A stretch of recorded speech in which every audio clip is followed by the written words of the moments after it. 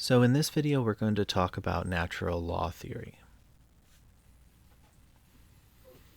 So natural law theory is the view that actions are right just because they are natural and wrong just because they are unnatural. And people are good or bad to the extent that they fulfill their true nature. The more they fulfill their true nature, the better they are.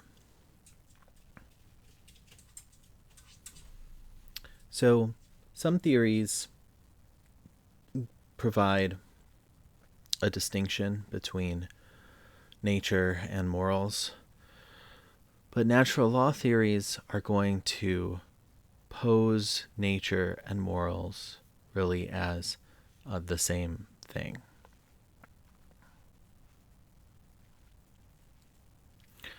So what would a natural law theorist's answer be to the trolley problem? So it would go something like, pull the lever or not according to your natural function as a human being, and or according to double effect, intending to help but not intending foreseen harm. So the first part of that is pretty clear. So your natural function as a human being. So the answer would be something like, do what human beings are made to do. Do what human beings are function in order to do. Do what the purpose of human beings is. Now that doesn't totally answer the question for us, because then we have to make some kind of consideration about our function or purpose. What is the function of a human being? A popular answer to this is that a human being's function is to be rational. So if you're going to act rationally, then you're going to consider both options, and you're going to weigh them rationally, and you're going to determine which option is the most rational option. So what is the second part of this, though? The double effect. So the doctrine of double effect is the idea that when we are committing ourselves to actions, it's never okay to intend harm, but it is okay to foresee harm in the action that we do when we're intending benefit.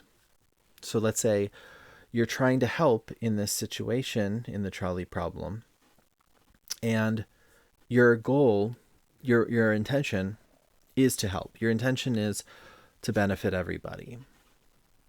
You're not intending harm. However, you foresee harm. You foresee that depending on how you throw the lever, either 5 people will die or 1 person will die. So the doctrine of double effect says that you are allowed to take that action. You are allowed to throw the lever as long as you're intending help, even though you're foreseeing harm. So in this case, we could say that throw the lever, basically, because you're trying to save more people. And yes, you know that somebody's going to die from that, but you didn't intend it. You just foresee it. So what are some advantages of natural law theory? So for one thing, it promises to explain how our moral standards depend on something other than human opinion. So our standards don't depend on our opinions. They depend on what we are as humans, right? It also easily explains why morality is specially suited for human beings and not for other things in the natural world. So animals and plants and rocks don't follow moral principles, right? Only humans do. So why would that be? Well, it's because morality is just the attempt to follow one's nature. And if we are humans, if being human is our nature, then we would have a different nature from these other things in the world. We would have a different nature from animals, plants, and rocks. Natural law theory also has an account of the origins of morality. So the origin is in our nature as human beings. And another advantage is that it may solve one of the hardest problems in ethics, which is how to gain moral knowledge. How would we gain it under natural law theory? We would consider our nature. That's what we would do. So the natural law theory also has disadvantages. One disadvantage is obviously that nature is ambiguous. What do we mean by our nature? Are we talking about a nature in the sense of survival of the fittest? Are we talking about that kind of nature? Are we talking about nature according to, if we are creationists who believe in a divine designer, are we talking about the nature that we were given by the divine? Those would have different answers, right, depending. And one of them might lead back to divine command theory. The other might lead towards something like ethical egoism. So it's important to get our answers correct when we're trying to figure out what nature is. We need to know what nature means, what we're referring to by nature. It also, another disadvantage with natural law theory is that it's not clear that the ultimate origins of our impulses are irrelevant to the morality of our actions. So let's say you were born in a poor family, someone else was born in a rich family. You were born in one country, someone else was born in another country. Does our origin change our morality? And it's not clear that it should. Especially some other theories would reject this if the other theories think that morality should be universal. It's also just not clear why the origins have a bearing on the present in that way. Just because things were a certain way in the past, that doesn't mean that they should be that way in the future.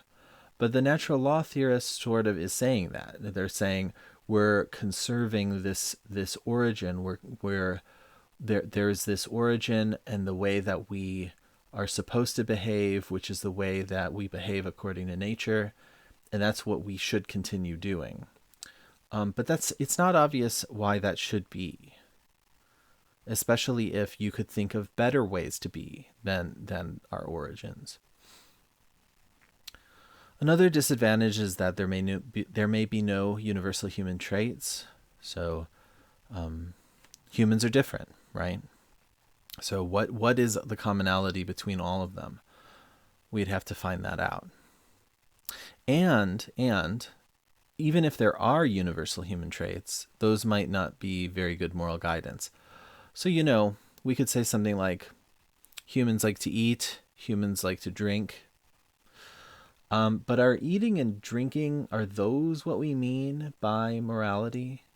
So maybe we need to eat and drink to survive, and so we need to do those things. But is that what we mean when we say that something's moral, that we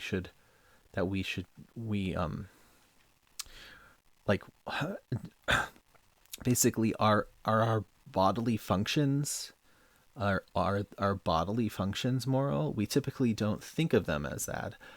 So it's not clear why that gives us moral guidance in the way that our intuition might tell us to be moral. There's another challenge, the challenge to make sense of the idea that we have been designed to serve some purpose without having to invoke an intelligent designer. So if humans have a nature and it makes them have a purpose, then we have to figure out that purpose. And there's a sort of slippery thing, which is that if something has a purpose, like things that have purposes often were things that were designed. So like a spoon, the purpose of a spoon is to scoop food, right? And it was designed to do that by a designer, by a human, right? So to say a human being has a purpose um, is is is starting to sound like it's implying that there has to be a designer. So there's a legitimate question to ask, if we're atheists, then can we believe in a natural law theory? What would it mean to have a purpose without a designer?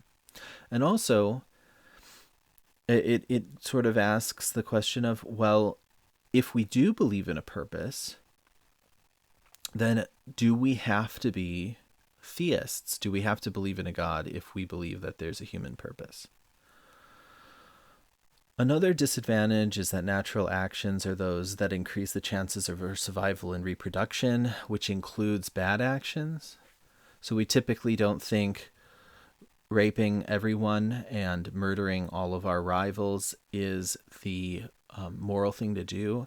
But in certain circumstances, that could be something that increases the chance of survival and reproduction, because we're the person who's most feared and has the most offspring. Another disadvantage is that not every act that frustrates a natural purpose is immoral. So we can think of things that we do that have nothing to do with our nature, but we might not consider these immoral. So for example, music. Is music something that we're supposed to listen to by nature, or is it just something that we do, that because we enjoy it? Is that enjoyment part of our nature necessarily?